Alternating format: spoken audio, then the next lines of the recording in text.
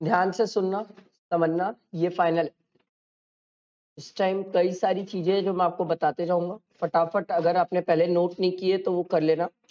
Exam के prospects के लिए छोटी छोटी बातें होती है, वो इंपॉर्टेंट होती है। एक चीज याद रखना, पहले अभी अपन कंसेप्ट पढ़ेंगे, फिर इसके क्वेश्चंस करेंगे। क्वेश्चंस कौन से? इंस्टीट्यूट मैट वाले जो क्वेश्चंस रहते हैं वो अपन कंप्लीट करेंगे, ठीक है। वो अपन ने पहले भी रेगुलर क्लासेस में किया था, बट एक बार वापस रिवाइज कर लेंगे। 115 बीएससी के हिसाब से जो ट्रीटमेंट होगा, वो ट्रीटमेंट मैं आपको समझाऊंगा, ठीक है, कि वो ट्रीटमेंट कैसे होगा, क्या होगा, ठीक है। क्योंकि हर चैप्टर में उसका कुछ ना कुछ ट्रीटमेंट है 115 बीएससी का, एक्सेप्ट कैपिटल गेन, सब में ट्रीटमेंट है। तो कुछ ना कुछ ट्रीटमेंट रहता है, वो मैं आपको बता दूंगा, ठीक है।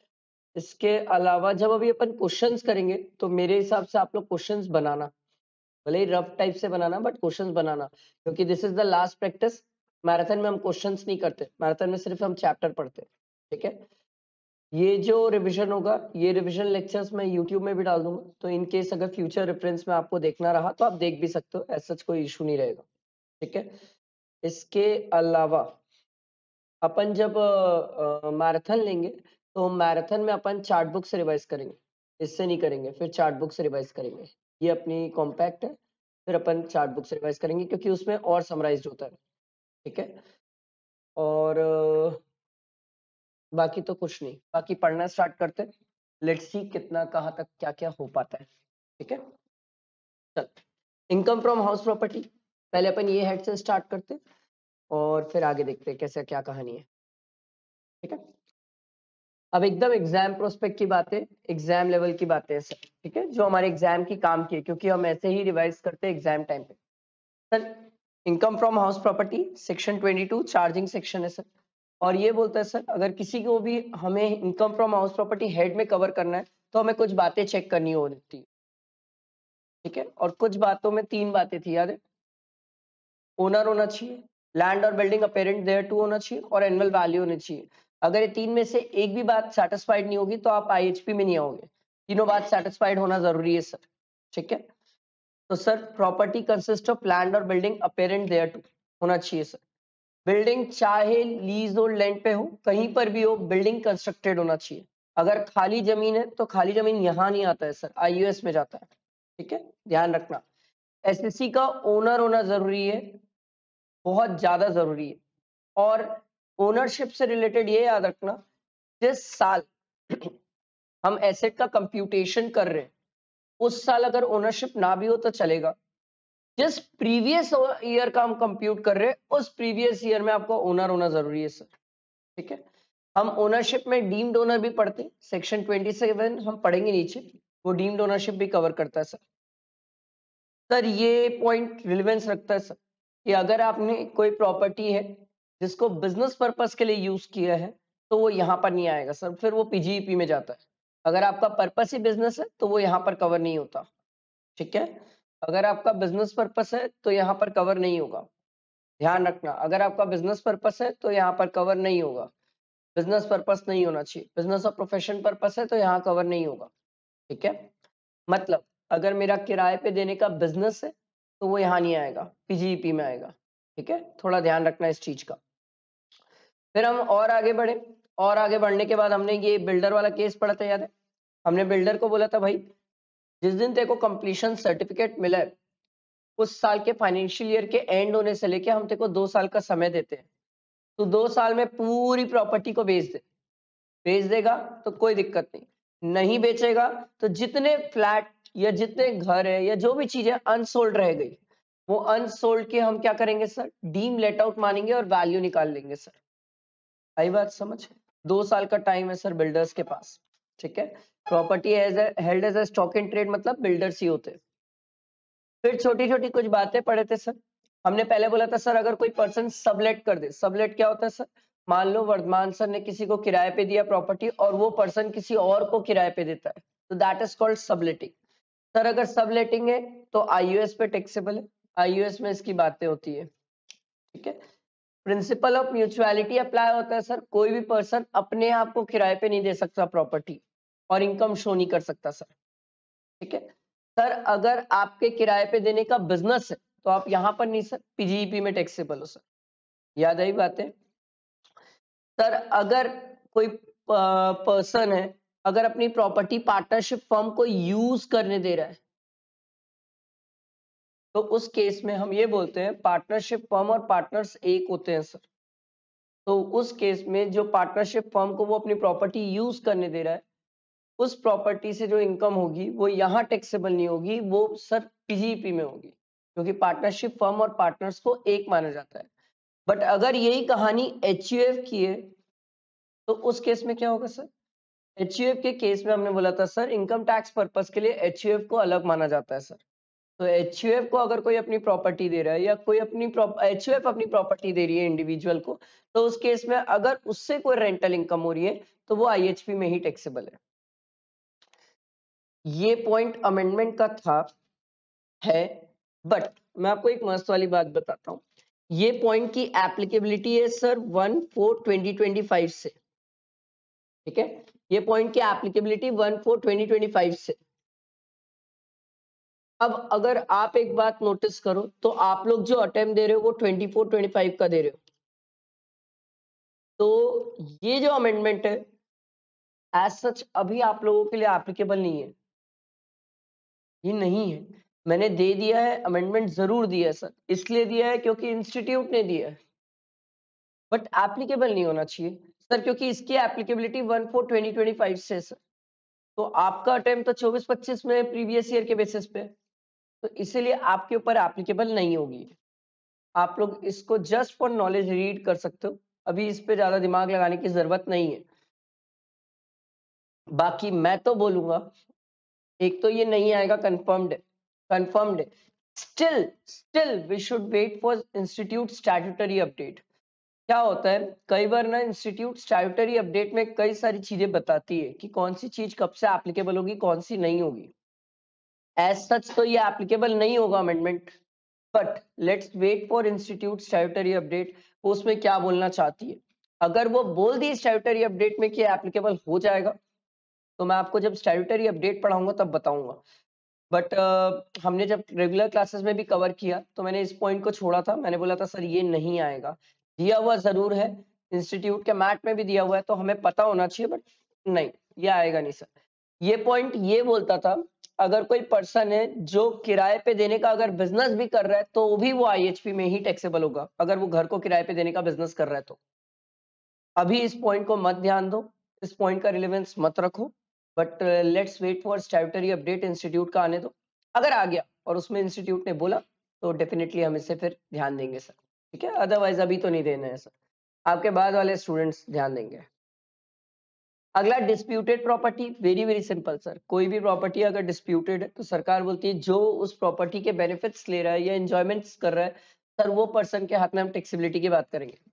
याद है कंपोजिट रेंट, जहां पर सर आप सिर्फ घर किराए पे नहीं देते हो सकता है घर के साथ साथ आप सर्विसेज भी प्रोवाइड करो सर।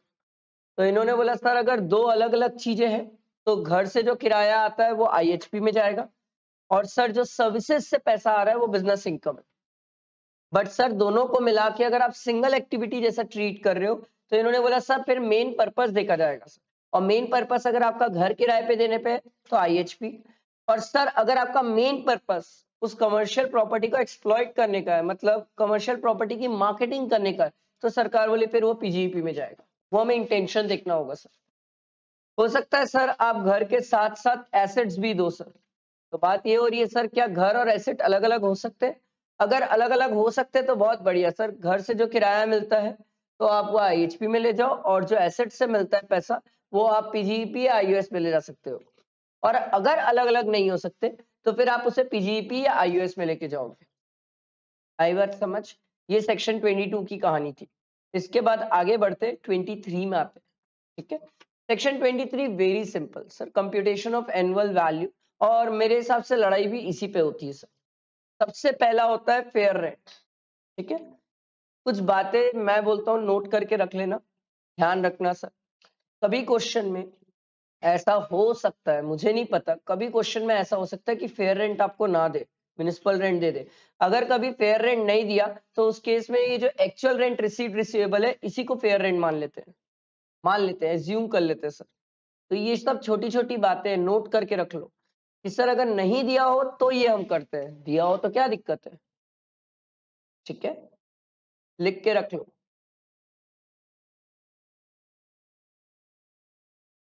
ठीक, उसके बाद बात होती है म्युनिसिपल रेंट की, या म्युनिसिपल वैल्यूएशन भी बोला जाता है सर इसको। ठीक है, अड़बड़ाना मत, कुछ भी वर्ड यूज करते हैं, fair rent, municipal value, municipal valuation, कुछ भी वर्ड यूज कर सकते हैं। दोनों में विच एवर इज हायर, वो जो हायर आया उसको किससे कंपेयर करते हैं? Standard rent. अगर एग्जाम में स्टैंडर्ड रेंट नहीं देगा तो आप इग्नोर करेंगे सर, नॉट एप्लीकेबल। अगर नहीं देगा तो आप छोड़ देंगे, ऐसा नहीं कि हम ढूंढना चालू कर दिए स्टैंडर्ड रेंट ना। स्टैंडर्ड रेंट के साथ एक बात याद रखना है, स्टैंडर्ड रेंट वही होना चाहिए जो रेंट कंट्रोल एक्ट के अंदर होगा। इसके अलावा कोई और स्टैंडर्ड रेंट देगा तो नहीं लेना, ध्यान रखना ये छोटी छोटी बातों का सब। ठीक, फिर ये जो हायर वाली अमाउंट आई थी, हम इसको स्टैंडर्ड रेंट से कंपेयर किए, फिर हमारा आया दोनों में विच एवर इज लोअर, वो आया हमारा एक्सपेक्टेड रेंट। पूरी लड़ाई जन्मों जनांतर की यहीं से चालू होती है सर, एक्सपेक्टेड रेंट और एक्चुअल रेंट रिसीव्ड रिसीवेबल। याद करो, मैंने आपको रेगुलर क्लास में इसका चार्ट बनवाया था और प्रॉपर चार्ट बनाए थे हमने बोला था सर हो सकता है कोई प्रॉपर्टी 8 मंथ्स लेट आउट है और 4 मंथ वेकेंट भी हो, या वेकेंट के अलावा कोई और भी रीजन हो।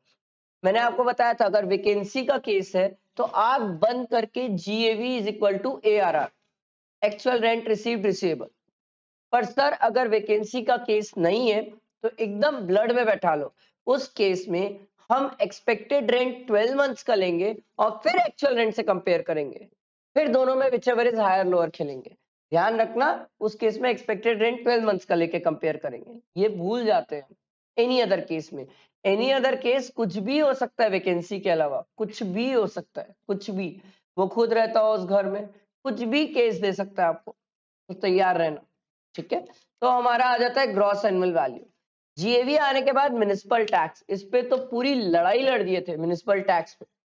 अच्छा, एक्चुअल रेंट रिसीव्ड रिसीवेबल पे भी कुछ कुछ लड़ाइयां हैं, अगर आपको याद हो तो। Actual rent received oblique receivable दिया है, मतलब साल भर का जो अभी मिला नहीं है, मिलने वाला है या मिल सकता है, वो भी आता है sir. Actual rent received receivable में अनरियलाइज्ड रेंट माइनस करते सर, बट याद रखना अनरियलाइज्ड रेंट तभी माइनस करना जब रूल 4 की 4 कंडीशन सेटिस्फाइड हो। वो आपको लिख के देगा कि रूल 4 कंडीशंस आर सेटिस्फाइड, नहीं बोलेगा मत करना माइनस, और कुछ भी नहीं बताएगा क्वेश्चन में तो assumption लेके आना, नहीं लोगे तो उसको कैसे पता चलेगा आप क्या माने हो सर रूल 4 की, मतलब ये अनरियलाइज्ड रेंट का। तो ये चीज का ध्यान रखना। ठीक है, एक चीज और जहां पर गड़बड़ होती है, हाँ, एक्चुअल रेंट रिसीव्ड रिसीवेबल में जब अपन अनरियलाइज्ड रेंट माइनस करते हैं तो आप जब कंपैरिजन करने जाओगे एक्सपेक्टेड रेंट से तो अनरियलाइज्ड रेंट माइनस करने के बाद कंपेयर करना, पहले कंपेयर मत कर लेना। कभी अगर क्वेश्चन में सीएमए वाले तो ये वाली बात ब्लड में बैठा लो और नोट कर लो सर इस बात कि अब सीए वालों के साथ भी खेल देता है इस वर्ड से। कभी अगर एग्जाम में कोई भी क्वेश्चन में एनुअल रेंट दिया हुआ है, एनुअल वैल्यू दी हुई है, तो ये समझ लेना वो पूरे 12 महीने का रेंट है, क्योंकि वो आपके साथ खेल सकते हैं सर कि एनुअल रेंट दे दे और फिर नीचे दे दे property for vacant for 3 months, तो इससे फर्क नहीं पड़ता, वो एनुअल रेंट है मतलब वो पूरे साल भर का है, हमें प्रपोर्शनेट करना पड़ेगा, क्योंकि हमें तो 9 ही महीने का मिला है, 3 महीने तो प्रॉपर्टी खाली थी सर। तो ये चीज का ध्यान रखना, वो खेल देते हैं इन सब वर्ड से। ठीक है, ये छोटी छोटी बातें होती है, एकदम छोटी छोटी माइन्यूट बातें जो एग्जाम में ध्यान रखनी चाहिए, इन सब बातों पे वो खेल देते हैं, एकदम खेल देते हैं सर। यहाँ तक क्लियर हुआ? ये हम ग्रॉस एनुअल वैल्यू तक पहुंचे। मैं आपको हर वो पॉइंट बता रहा हूँ जहां आप फंस सकते हो। ठीक है, पढ़ तो आप मेरे बिना भी सकते हो, पढ़ आप मेरे साथ भी चुके हो ये, बट अभी मैं वो बातें बता रहा हूँ जो आप एग्जाम में फंस जाओगे, जहां पर छोटी छोटी बातें जहां पर कंफ्यूज होते हैं स्टूडेंट। अगला है म्युनिसिपल टैक्स, इस पे तो बहुत लड़ाई हो जाती है, क्योंकि म्युनिसिपल टैक्स पेड होना चाहिए, पेड है तो ही माइनस होगा, पेबल होगा तो माइनस नहीं होगा। पहली चीज, म्युनिसिपल टैक्स अगर लास्ट 3-4 साल का भी पेड है तो भी आप माइनस कर सकते हो। नाइस। म्युनिसिपल टैक्स अगर आगे का मतलब फ्यूचर के ईयर्स का पेड है तो आप उसको माइनस नहीं कर सकते हो, ध्यान रखना। आउटस्टैंडिंग माइनस हो सकता है अगर पे हो गया तो, अगर आपने प्रीपेड किया है तो प्रीपेड माइनस नहीं होगा सर। बहुत इंपॉर्टेंट बातें ये, बहुत इंपॉर्टेंट बातें, इसलिए मैं धीरे धीरे चल रहा सर, चाहता तो मैं इससे बहुत स्पीड भाग सकता हूँ, बहुत स्पीड। ये सब चीजें नोट करके रख लो, आप लोग सब नोट करके रख लो। हम रेगुलर क्लासेस में किए हैं, ऐसा नहीं है नहीं किए, ये लास्ट है। मैराथन में भी इतना स्लो नहीं होगा, मैराथन में भी एक फ्लो चलता है, तो इसीलिए बता रहा हूँ। ISMN म्युनिसिपल टैक्स प्रीपेड रहेगा तो माइनस मत करना, आउटस्टैंडिंग वाला पे किया है माइनस कर देना, म्युनिसिपल टैक्स जितना भी रहे माइनस कर देना, पर इतना बवाल भी मत मचा देना कि म्युनिसिपल टैक्स इतना ज्यादा माइनस कर दिया कि वो ग्रॉस एनुअल वैल्यू से ज्यादा हो गया। ऐसा नहीं हो सकता सर, ये चमत्कार मत कर देना एग्जाम में, पता चला यही लास्ट चमत्कार था जो आप कर दिए। अगला आया हमारा एनएवी। एनएवी में सर स्टैंडर्ड डिडक्शन हम 30% माइनस करते हैं, ये बहुत सिंपल है, ये बहुत सिंपल है, स्ट्रेट फॉरवर्ड, इस पे कोई रॉकेट साइंस नहीं है। सर ये बात ध्यान रखना, डिडक्शन अंडर 24 लिखना एग्जाम में, इट रिप्रेजेंट गुड। अगर आप सिर्फ डिडक्शन लिख दोगे, आपको नहीं लगता, अब तो आप पूरा इनकम टैक्स पढ़ लियो, आपको नहीं लगता सिर्फ डिडक्शन लिख दोगे तो बवाल हो जाएगा, लड़ाई हो जाएगी, क्योंकि डिडक्शन तो अंडर 80 भी होता है सर, तो इसीलिए डिडक्शन अंडर 24 लिखना। मैं हर जगह मेंशन करने नहीं बोलता सेक्शन, कुछ जगह मेंशन करना चाहिए, कुछ जगह करने से वो जरूरत भी होती है, नहीं करोगे तो बैठ बच जाएगी सर। आई बात समझ, यहां तक बैठी बात। इंटरेस्ट ऑन लोन की कहानी हम पढ़ेंगे, और इंटरेस्ट ऑन लोन अभी आगे पढ़ा रहा हूं, और उसके बाद वहीं पर मैं आपको 115 बीएससी का ट्रीटमेंट लिखवाऊंगा सर। यहां तक क्लियर है तो बताओ, फिर इसके आगे बढ़ते हैं सर। यहां तक क्रिस्टल क्लियर? एक बात ध्यान रखना, कुछ छोटी छोटी बातें हैं सर, ध्यान रखने वाली बात। सबसे पहली चीज, अगर कोई भी पर्सन मान लो कोई प्रॉपर्टी किराए पे दिया, ठीक है, और 8 मंथ्स किराए पे दिया और 4 मंथ्स उसने वेकेंट रखा है प्रॉपर्टी, तो वो वेकेंसी का केस है। कोई पर्सन अगर सर 8 मंथ्स लेट आउट किया और 4 मंथ्स सेल्फ ऑक्यूपाइड कर लिया, तो वो एनी अदर केस है। कोई पर्सन 11 मंथ्स प्रॉपर्टी वेकेंट रहा, 1 महीना खुद जाके रह गया, पाप किया सर, वो एनी अदर केस है।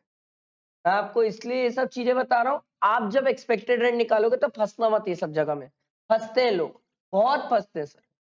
अरे बात समझ, अरे समझ आया बेटा दिमाग में? 2 घर की हमें छूट है, पर आपको मैं बता रहा हूं इस पे भी इंस्टीट्यूट घुमा देती है। 2 घर की छूट तब है सर जब कोई प्रॉपर्टी सेल्फ ऑक्यूपाइड हो या वेकेंट हो, अनऑक्यूपाइड हो। सर अगर आपके पास 2 घर है जिसमें से आपने एक को सेल्फ ऑक्यूपाई किया और दूसरे को अगर आपने किराए पे दे दिया, तो सर 2 घर का बेनिफिट नहीं मिलता। 2 घर का बेनिफिट तब है जब आप दोनों को सेल्फ ऑक्यूपाइड कर लो या तो अनऑक्यूपाइड छोड़ दो, पर अगर आपने उसको किराए पे दिया, ये बेनिफिट नहीं मिलेगा सर। समझ आई बातें? क्लियर हुआ सबको? इसके बाद इंटरेस्ट की लड़ाई, ये मेरे को सबसे इंपॉर्टेंट लगती है, क्योंकि यहाँ पर बहुत गलतियां करते हैं इंटरेस्ट में, प्री का इंटरेस्ट और पोस्ट का इंटरेस्ट। पहले तो आप ये समझो सर, जहां प्री खत्म होता है वहीं से पोस्ट चालू होता है, पहले तो ये दिमाग में बैठा लो, जहां से प्री खत्म वहां से पोस्ट चालू। अब प्री कहाँ खत्म होता है और कहां से चालू होता है ये हम समझते हैं सर, एकदम सिंपल है। जब से आपने लोन लिया तब से लेके एक डेट एज्यूम कर लेते सर, मान लो डेट ऑफ बोरोइंग है सर 1/4/2022, तब से लेके सर आपने लोन रिपे कब किया? सर लोन रिपे किया मैं 31 दिसंबर 2030 को, क्योंकि सर घर के लिए लोन लिया था ना, लंबे सालों के लिए था सर। या तो डेट ऑफ प्रीपेमेंट, और सर किस साल कंस्ट्रक्शन कंप्लीट किया? सर मैंने तो कंस्ट्रक्शन कंप्लीट कर लिया, मान लो सर 9 Feb 2025 को कंस्ट्रक्शन कंप्लीट कर लिया सर। तो एकदम सिंपल सर, जिस साल कंस्ट्रक्शन कंप्लीट किया, सर ये कौन सा साल है सर? 24-25, इस साल मैंने कंस्ट्रक्शन कंप्लीट किया। इससे पहले वाला फाइनेंशियल ईयर क्या है सर? 23-24। सर इसकी लास्ट डेट क्या है सर? 31 मार्च 2024। यहां से लेके यहां तक सर मेरा प्री का पीरियड है, ये मेरा प्री का पीरियड है। तो सर पोस्ट का कब से चालू होगा? सर ये डेट तक अगर प्री है तो 1/4/2024 से पोस्ट का चालू हो जाएगा। एकदम सिंपल रखना, कोई ज्यादा रॉकेट साइंस नहीं, कुछ घूमना नहीं है, कहीं इधर उधर भगने की जरूरत ही नहीं है, आराम से निकलता है। बट मैं बोलूंगा लिख के निकालना कभी भी, जब आप पहली बार सॉल्व करो या एग्जाम में भी, नहीं तो गड़बड़ हो जाएगा, चांसेस बहुत है कि बहुत गड़बड़ होगी डेट्स पे। आ रही है बात समझ? बैठा दिमाग में?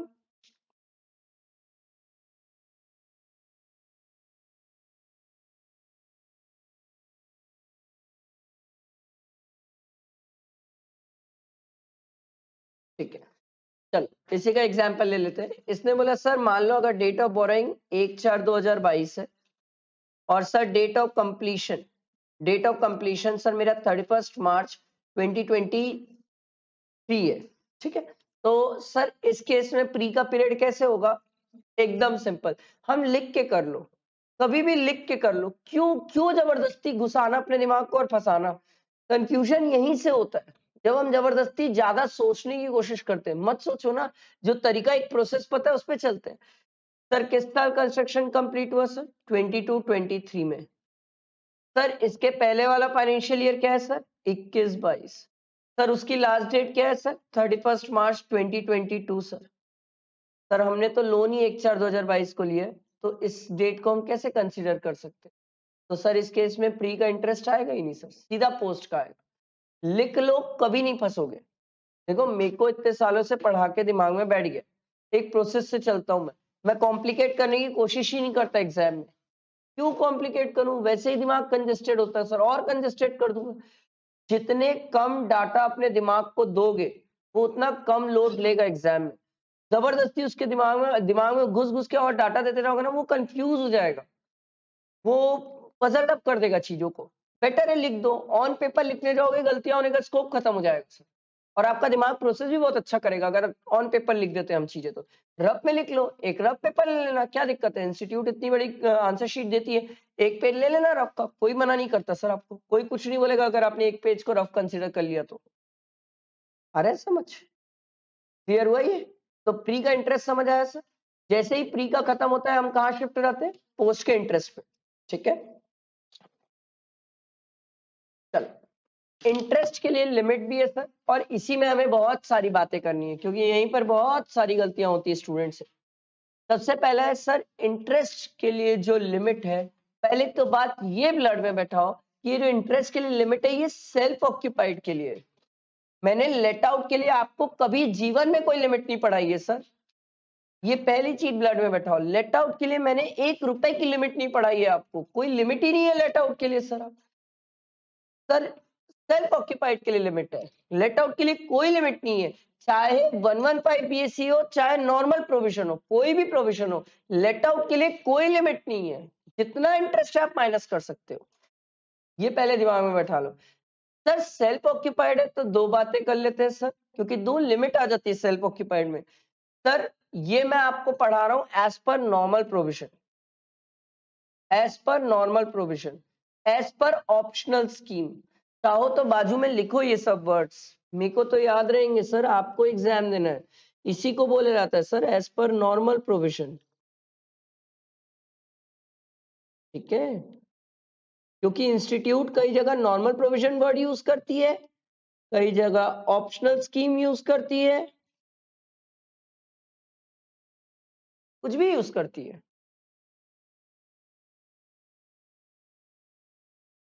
वो भी बोल सकती है। और shifting out of default tax regime, कुछ भी बोलती है institute. Normal provision, optional provision, shifting out of the default tax regime, ठीक है। तीनों में से कोई भी वर्ड यूज करती है। मुझसे पूछोगे तो ज्यादातर नॉर्मल प्रोविजन वर्ड यूज करती है, ज्यादातर। फिर कभी कदाच आप इंस्टीट्यूट मैट के क्वेश्चन देखोगे तो ये लाइन मिलेगी, shifting out of the default tax regime. Optional तब यूज करती है इंस्टीट्यूट जब स्टूडेंट्स को कंफ्यूज करना, तो ऑप्शनल यूज करती है, ठीक है। तो सर सेल्फ ऑक्यूपाइड के केस में हमारे पास दो लिमिट है सर, 2 लाख और 30,000। 2 लाख के लिए कंडीशन देखते हैं, अगर 2 लाख के लिए कंडीशन सेटिस्फाई नहीं होती तो हम ऑटोमेटिक 30 पे चले जाते हैं सर।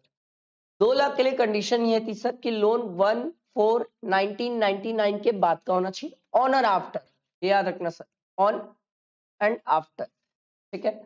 सर एक्विजिशन और कंस्ट्रक्शन विद इन 5 इयर्स होना चाहिए, ठीक है, ये ध्यान रखना सर, एक्विजिशन और कंस्ट्रक्शन विद इन 5 इयर्स होना चाहिए, ठीक है। इसमें कुछ बातें सिंपल सी है सर, अगर एक्विजिशन और कंस्ट्रक्शन के अलावा कोई और पर्पस रहा तो उस केस में 30,000 की लिमिट, जो कि बेसिकली रिपेयर, रिन्यूअल और रिकंस्ट्रक्शन पे हो जाता है। ठीक है, रिपेयर, रिन्यूअल और रिकंस्ट्रक्शन में 30,000 की लिमिट हो जाती है। अगर लोन 1/4/1999 के पहले का है तो भी 30,000 की लिमिट है, ध्यान रखिएगा सर। ठीक है, क्लियर है। फिर इन्होंने बोला सर अगर आपने कोई लोन लिया है और अगर वो लोन रीपे नहीं कर पा रहे हो, उस लोन को रीपे करने के लिए एक और लोन ले रहे हो, क्या उसका इंटरेस्ट मिल जाएगा?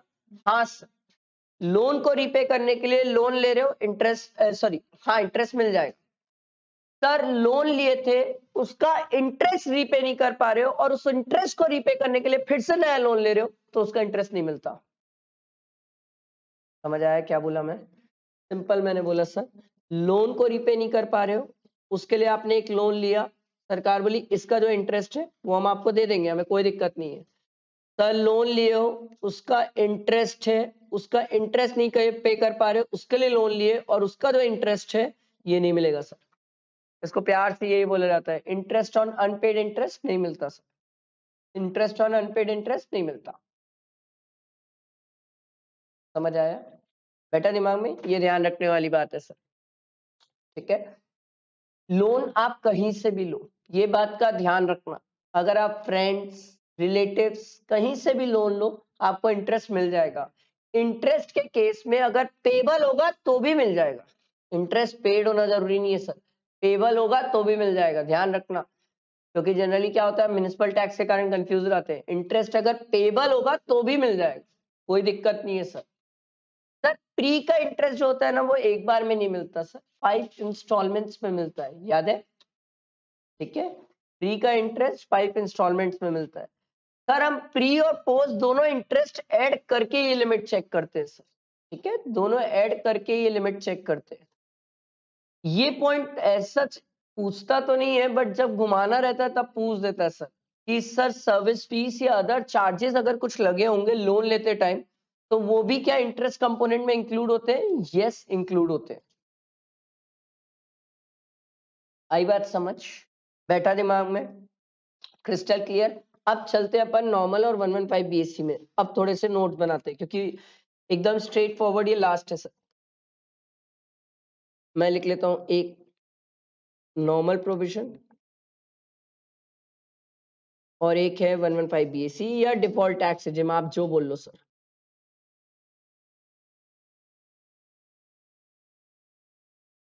इसको आप 115 बीएससी के नाम से भी याद रख सकते हैं सर।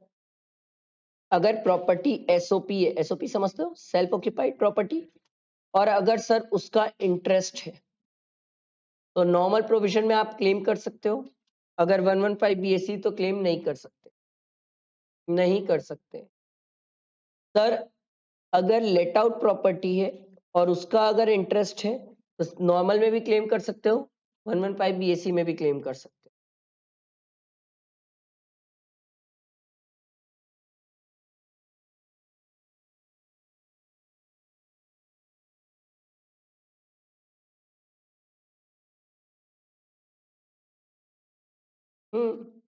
आईएचपी में एक ही है, इसके आगे जो ट्रीटमेंट है वो सेट ऑन सेट ऑफ में है, सेट ऑन सेट ऑफ में, ऐसा नहीं है सेट ऑन सेट ऑफ में नहीं है, है जहां पर हम आईएचपी के लॉस के ट्रीटमेंट पूछते हैं समझते हैं, बट वो यहाँ का नहीं है, वो सेट ऑन सेट ऑफ का है। आईएचपी में तो यही ट्रीटमेंट है, आईएचपी में इतना ही ट्रीटमेंट है। जब मैं आपको सेट ऑन सेट ऑफ पढ़ाऊंगा मैराथन में तब मैं आपको वहां पर लिखवाऊंगा सेट ऑन सेट ऑफ में कि क्या क्या आईएचपी का ट्रीटमेंट है, अभी नहीं। आईएचपी का आईएचपी में रोको सर, कंजेस्टेड ना करो, नहीं तो और पागल हो जाओगे कंजेस्टेड होने से। क्लियर है ये? पक्का? ठीक है। हम्म, एक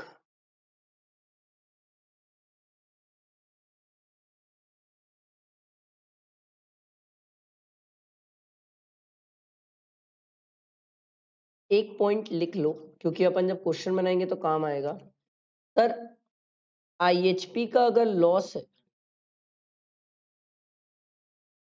आईएचपी का अगर लॉस है तो अगर नॉर्मल प्रोविजन है तो आईएचपी का लॉस हम एडजस्ट कर सकते हैं, हमारे पास लिमिट भी है सर, मैक्सिमम 2 लाख तक का लॉस एडजस्ट करते हैं और बैलेंस को हम क्या करते हैं, कैरी फॉरवर्ड। बट अगर 115 बीएससी है तो थोड़ा सा ट्विस्ट है सर। ट्विस्ट ये है कि आईएचपी का लॉस आप इंटर सोर्स एडजस्ट कर सकते हो, इंटर हेड जाके एडजस्ट नहीं कर सकते। अब यहां पर इस चैप्टर के लिए जब आप बोलोगे आईएचपी के रिलेवेंस के लिए तो इंटर सोर्स में आप एडजस्ट कर लेना, इंटर सोर्स एडजस्ट कर सकते हैं, इंटर सोर्स एडजस्ट कर सकते हैं, इंटर हेड एडजस्टमेंट नहीं होता है, कैरी फॉरवर्ड तो होता ही नहीं है।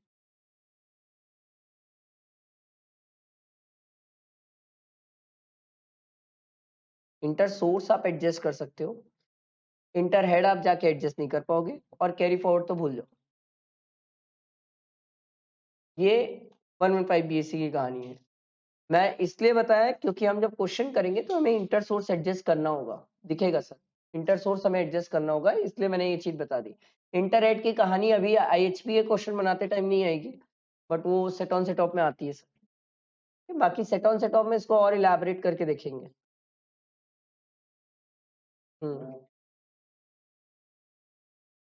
आएगा, आगे आएगा, आगे आएगा, आएगा, आगे आएगा। इसके बाद सेक्शन 25। सर सेक्शन 25 क्या होता है, क्या हो गया, कैरी फॉरवर्ड। अगर मान ले 2.5 लाख का लॉस है तो 2 लाख हम लॉस एडजस्ट करेंगे, 50,000 कैरी फॉरवर्ड, ठीक है। Amount not deductible section 25। Sir ये बहुत सिंपल है सर, अगर आपने इंडिया से बाहर से लोन लिया और अगर इंटरेस्ट पे कर रहे हो तो आपको टीडीएस काटना होगा, अगर आपने टीडीएस नहीं काटा तो वो इंटरेस्ट आप क्लेम नहीं कर सकते। ये बहुत सिंपल है सेक्शन 25। 25A मेरे को लगता है डैम इजी है sir. Sir arrears of rent, ये अनरियलाइज रेंट जब भी रिकवर हो, आपके पास उस टाइम प्रॉपर्टी हो ना हो उससे कोई फर्क नहीं पड़ता, जब भी ये रिकवर होगा, जब भी आपको ये पैसा मिलेगा, सरकाबली टैक्सेबल है। लेस कर लेना 30%, 30% हम आपको अलाउ करते हैं लेस करने के लिए। ये ध्यान रखना, प्रॉपर्टी ओन बाय कौन, सेक्शन 26। सर 2 या 2 से ज्यादा लोग अगर कोई प्रॉपर्टी ओन कर रहे हैं तो पहले ये चेक करो सर क्या उनका शेयर डेफिनेट है, क्या शेयर उनका इक्वल पता है कि नहीं पता है। अगर शेयर पता है तो दोनों को सेपरेट पर्सन ट्रीट किया जाएगा, दोनों को इंटरेस्ट की लिमिट अलग मिलेगी, सब कुछ अलग अलग होगा। पर सर अगर दोनों का शेयर डेफिनेट नहीं है तो सरकार बोलती है उस केस में हम दोनों को एसोसिएशन ऑफ पर्सन मानेंगे, एक आदमी मानेंगे और एक आदमी मान के हम उसे लिमिट्स देंगे सर। समझ आ रहा है, दोनों को अलग अलग मानेंगे तो 4 घर की लिमिट है सेल्फ ऑक्यूपाइड की, वो बेनिफिट ले सकता है 4 घर में, और अगर दोनों को एक मानेंगे तो 2 ही घर की लिमिट मिलेगी सर, ठीक है। वो आपको क्वेश्चन में देख के पता चलेगा उनका शेयर डेफिनेट है कि नहीं है, वो क्वेश्चन से पता चलता है। सेक्शन 27 मेरे को तो लगता है इसमें जो इंपॉर्टेंट है वो सिर्फ और सिर्फ यही पॉइंट है जो जान है सर, बाकी सब थियोरेटिकल पॉइंट है सेक्शन 27 में सर, डीम्ड ओनरशिप, ठीक है। इसमें first point is very very important, और वो भी इसलिए इंपॉर्टेंट है नॉट फॉर दिस चैप्टर, वो क्लबिंग चैप्टर के लिए बहुत इंपॉर्टेंट है क्योंकि वहां क्लबिंग से वो कनेक्ट कर देता है पूरा, क्योंकि क्लबिंग में हमें देखना पड़ता है ना डीम्ड ओनर कौन है, डीम्ड ओनर कौन है तो उसके हाथ में टैक्सेबिलिटी आती है, तो वो इसलिए इंपॉर्टेंट हो जाता है सर। बहुत सिंपल है सर, ट्रांसफर टू स्पाउस और minor child otherwise than for adequate consideration.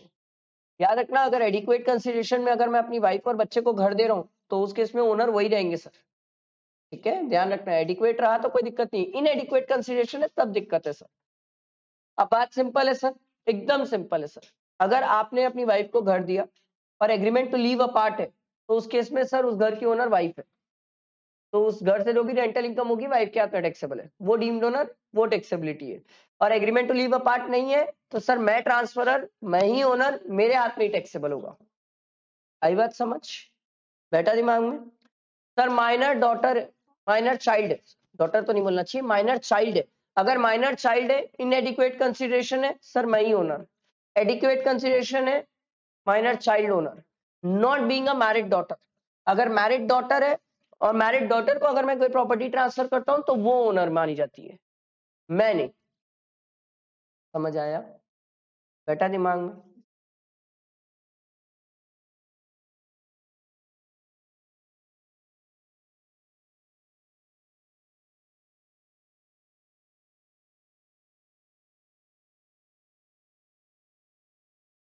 कैसे होगा? तूने तो कैश दे दिया, तू घर कहाँ दिया? कैश तो उधर जाएगा, गिफ्ट में जाएगा, वो यहाँ क्यों आएगा?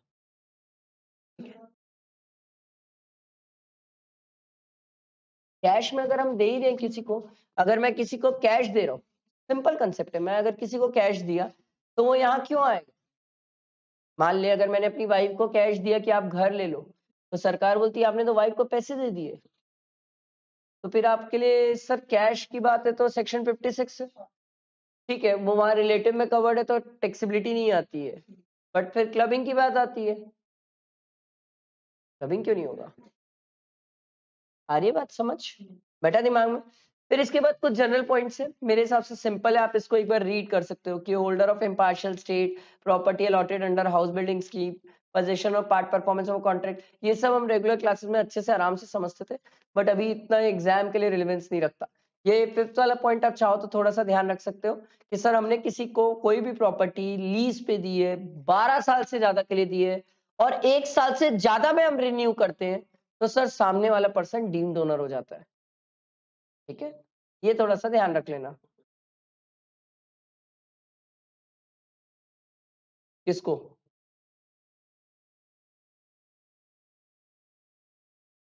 हम्म हम्म हम्म, हाँ हाँ, ठीक है, ये सिंपल पॉइंट है, याद रखना। आया समझ? सर इतना ही था आईएचपी का कंसेप्ट। अब क्वेश्चंस करते हैं।